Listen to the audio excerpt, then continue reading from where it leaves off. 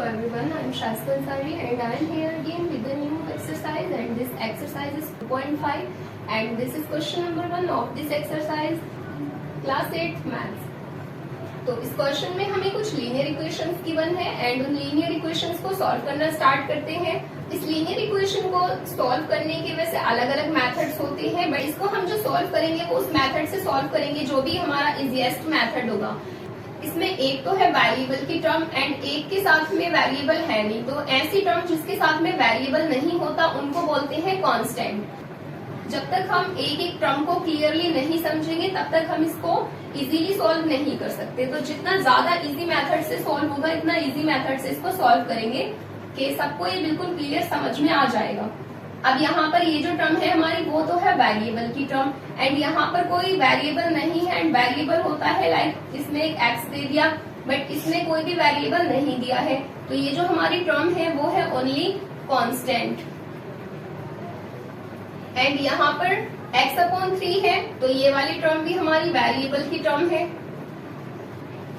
And इस term के अंदर भी हमारा कोई वेरिएबल नहीं है, दैट्स मीन ये जो 1/4 है वो ओनली कांस्टेंट होगा। अब हम इसमें देख सकते हैं कि हमारे पास ये 4 टर्म्स हैं इस इक्वेशन के अंदर, एक इधर वेरिएबल एंड कांस्टेंट, इधर भी वेरिएबल एंड कांस्टेंट है। तो अब हम इसमें बात करें साइड्स की, so there are 2 sides in this equation. Equation के अंदर 2 साइड्स होती हैं। लेफ्ट हैंड साइड में हमारे पास 2 टर्म्स हैं and also right hand side में भी हमारे पास 2 टर्म्स हैं।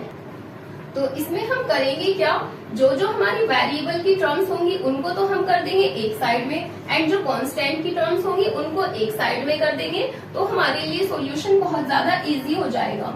अब जैसे कि यहाँ x/2 वेरिएबल की टर्म है तो लेफ्ट हैंड साइड में हम ओनली वेरिएबल की टर्म्स को लेंगे, दिस इज x/2 एंड यहाँ पर राइट हैंड साइड में वेरिएबल की टर्म हमारी यहाँ पर है x/3।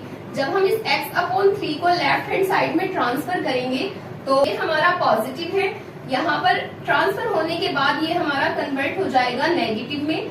यहाँ से हमारी वेरिएबल की टर्म इधर आ चुकी है एंड एक और जो पूरी इक्वेशन के अंदर वेरिएबल की टर्म थी उसको भी हमने यहाँ से शिफ्ट कर दिया है। तो अब इस होल इक्वेशन में हमारे पास बची है ओनली 2 टर्म्स एंड वो 2 टर्म्स कौन कौन सी है, एक तो है ये कांस्टेंट की टर्म एंड ऑल्सो एक और हमारे पास ही कांस्टेंट की टर्म है। तो यहाँ पर ये जो 1/5 है इस कांस्टेंट को हम सोल्व करेंगे इस कांस्टेंट के साथ में, बट यहाँ पर ये तो है हमारे पास लेफ्ट हैंड साइड में एंड वो है हमारे पास राइट हैंड साइड में। तो एक साइड में जब हम वेरिएबल की टर्म्स को ट्रांसफर कर चुके हैं तो जो हमारी राइट हैंड साइड बची है उसमें हम कांस्टेंट की टर्म्स को लेंगे। हमारे पास राइट हैंड साइड में ऑलरेडी 1/4 है एंड वो पॉजिटिव है तो उसको हम यहाँ पर एज इट इज कॉपी कर लेंगे। तो एक कांस्टेंट की टर्म को हम यहाँ पर ले चुके हैं एंड अब हमारे पास ये बचा है 1/5। 1/5 हमारा लेफ्ट हैंड साइड पे है एंड जब हम इस 1/5 को लेफ्ट हैंड साइड से राइट हैंड साइड में ट्रांसफर करेंगे तो ये नेगेटिव है, बट जब ये ट्रांसफर होगा तो ये नेगेटिव से पॉजिटिव में कन्वर्ट हो जाएगा। तो अब हम देख सकते हैं कि हमारे पास यहाँ पर वेरिएबल की टर्म्स एक साइड हो चुकी हैं एंड कांस्टेंट की टर्म्स एक साइड हो चुकी हैं। अब हम इसको आगे सोल्व करेंगे तो यहाँ पर x/2 माइनस x/3 है। 2 फ्रैक्शंस के अंदर जब एडिशन या फिर सब्ट्रैक्शन की जाती है तो जब उनके डिनोमिनेटर्स जब तक सेम नहीं होंगे तब तक हम उनको ऐड या सब्ट्रैक्ट नहीं कर सकते।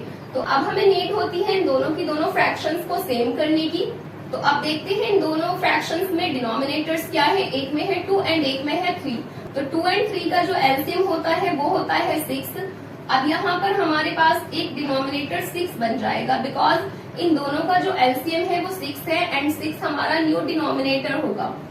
जब 2 फ्रैक्शंस के एलसीएम को यहाँ लिख लिया जाता है तो पहले इस डिनोमिनेटर से इस डिनोमिनेटर को डिवाइड करेंगे तो 2 से 6 जो हमारा डिवाइड होगा वो होगा 3 टाइम्स में एंड देन मल्टीप्लाई करेंगे इसके न्यूमेरेटर को एंड इसका न्यूमेरेटर है ओनली x। अगर हम इसमें 3 के साथ x को मल्टीप्लाई में लगा करके लिखें तो ये हमारा वेरिएबल है। किसी भी कोएफिशिएंट के साथ में जब भी वेरिएबल मल्टीप्लाई किया जाता है तो उसको मल्टीप्लाई को उसमें से हाइड कर दिया जाता है।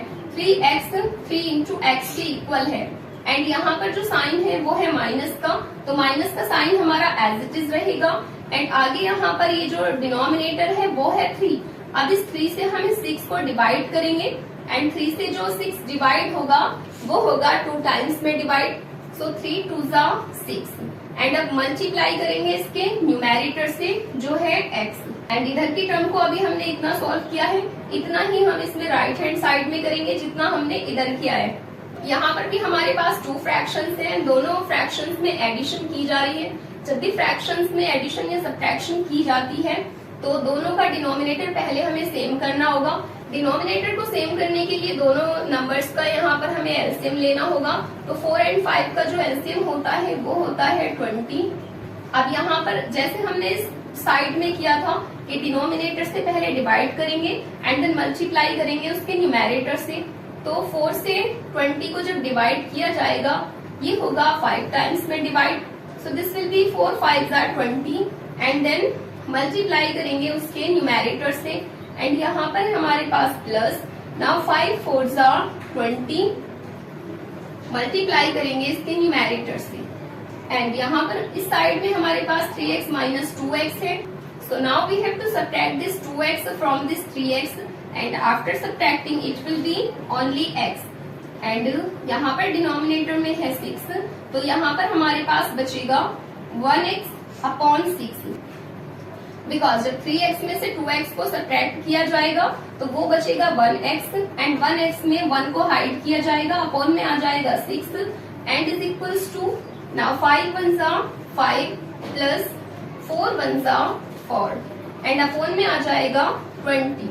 अब आगे इसको सॉल्व करेंगे तो ये टर्म हमारी एज इट इज रहेगी, this is x upon 6 and is equals to, यहाँ पर है 5 प्लस 4 एंड 5 प्लस 4 जो इक्वल होता है वो होता है 9 के एंड अपॉन में जो 20 है वो एज इट इज आ जाएगा। अभी यहाँ पर हमारे पास लेफ्ट हैंड साइड में ओनली x अपॉन 6 है एंड राइट हैंड साइड में हमारे पास 9 अपॉन 20 है।